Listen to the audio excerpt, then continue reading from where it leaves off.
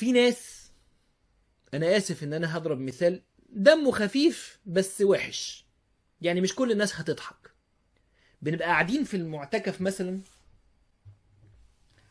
وبناكل، وانا قلت الكلام ده قبل كده، وتلاقي فلان وفلان وكله بقى من مشارب مختلفة ومن مناطق مختلفة ومستويات مالية واجتماعية وثقافية ودينية مختلفة وتربية مختلفة.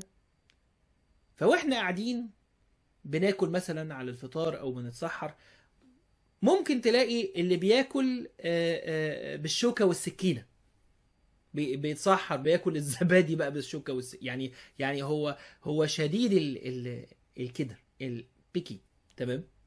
وممكن تلاقي واحد، وده موجود، هو بياكل وبقه مفتوح وبيتكلم وهو بياكل وبقه مفتوح، وانت بتتفرج على المعجنة لايف وسامع صوت الحاجات بتتفعص.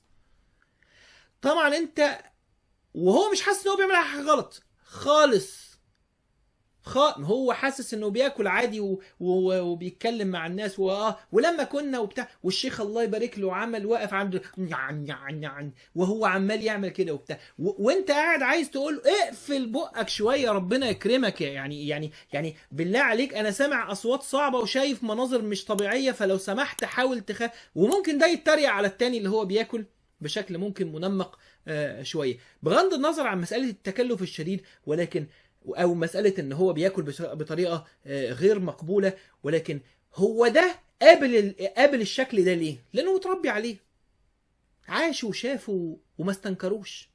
وده بيعمل كده قوي كده ليه وبتاع؟ لانه متربي عليه وعاش وشافه وما استنكروش. فلما دخلوا الاثنين قعدوا في مكان واحد، كل واحد طلع السلوك اللي هو اتربى عليه، اللي هو دائم عنده. فهمتوا؟ ان في واحد تقول له ايه، لو سمحت ما تقاطعنيش وانا بتكلم، يقول لك خلاص انا مش هقاطعك. تقوم قايل له ايه، طيب اول امبارح لما كنا موجودين في المكان الفلاني وانت رحت، تقول له لا استنى، ده ما كانش انا ما كنتش موجود، ده انا يا ابني ما انا قلت ما تقاطعنيش، استنى معلش بس انا بس حبيت ان يا ابني ما انا قلت ما تقاطعنيش. هو ما بيعرفش ما يقاطعش، هو ما بيعرفش ما يقاطعش، هو بيقاطع فيما يبدو له غصب عنه، لانه بقى بالنسبه له خلق، اتربى على كده، اتربى على كده.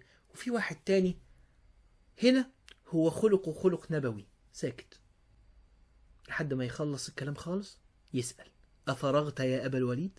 نعم فاسمع مني. بس ما يقطعش حد. ده احنا عندنا كلمة قمة في الاستفزاز، يقول لك ايه، تبقى انت بتتكلم كده وواحد داخل في نص الكلام بتاعك يقول لك ايه، بدون مقاطعه، بس انا كنت عايز اقول لك ان لما بدون مقاطعه، ليه ده بمقاطعه؟ انت يعني حرفيا قطعتني ليه؟ فين بدون مقاطعه؟ انت بتقاطع. فمهم جدا جدا ان انت تبقى فاهم ان التربيه بتطلع منك سلوكيات واخلاقيات بشكل لا ارادي. فلو تربيت على حاجه هتطلعها بشكل لا ارادي، فلو حبيت تغيرها هتنحت في نفسك شخصك الجديد بأخلاقك الجديدة بسلوكياتك الجديدة. فلما تنحت في نفسك كل هذه الأمور، إيه اللي يحصل؟ تلاقي نفسك بعد كده بقيت تطلع أخلاقيات وسلوكيات وألفاظ بغير كلفة، رغم أن أنت ما كنتش متربي عليها، بس تكلفت العناء عشان خاطر تزرعها في نفسك. فلما زرعتها في نفسك، ايه اللي حصل بعد كده؟